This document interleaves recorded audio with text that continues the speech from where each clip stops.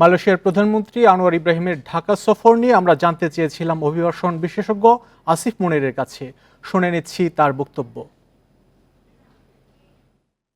মালয়েশিয়ার সাথে বাংলাদেশের অনেক দিনের একটা সম্পর্ক শ্রমবাজারের, এবং সেখানে জটিলতাগুলো অনেক দিন ধরে আছে। এগুলো হয়তো সহজে বা খুব দ্রুত নিরসন হবে না, তবে আমরা আশা করতে পারি যে সর্বোচ্চ পর্যায়ে যেহেতু বৈঠকটি হচ্ছে, যদিও অল্প সময় এবং এর মধ্যে আরো অনেকগুলো বিষয় আছে, সবই গুরুত্বপূর্ণ।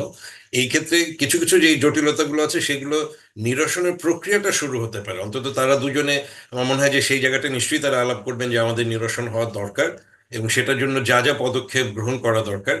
আমরা দুর্নীতির কথা শুনেছি, বিভিন্ন চক্র রয়েছে যারা এটাকে নিয়ন্ত্রণ করে। তারপরে এর আগে যারা যেতে পারেনি, বিশেষ করে সাম্প্রতিককালে 17,000 অভিবাসী শ্রমিকদের কথা আমরা জানি।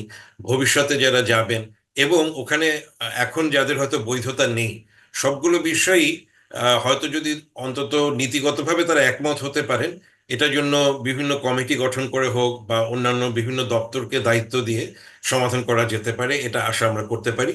এবং সেটা হয়তো একটা টাইম ফ্রেমও তারা আলাপ করতে পারেন যে ঠিক আছে, আগামী কয়েক মাসের মধ্যে আমরা অন্তত দৃশ্যমান দেখব এই পরিবর্তনগুলো। রোহিঙ্গা সমস্যার সমাধানের ক্ষেত্রে তারা কি ভূমিকা রাখতে পারেন। তো সেক্ষেত্রে মালয়েশিয়া আমাদের, যদি একটা ভালো সম্পর্ক হয়, মালয়েশিয়া আমাদের হয়ে সেখানে কিছু উদ্যোগ গ্রহণ করতে পারে। আর এখানে বিভিন্ন সময় আমরা আলাপগুলো করেছি রোহিঙ্গা বিষয়ে, যে অনেকগুলো অপশনের ব্যাপার আছে।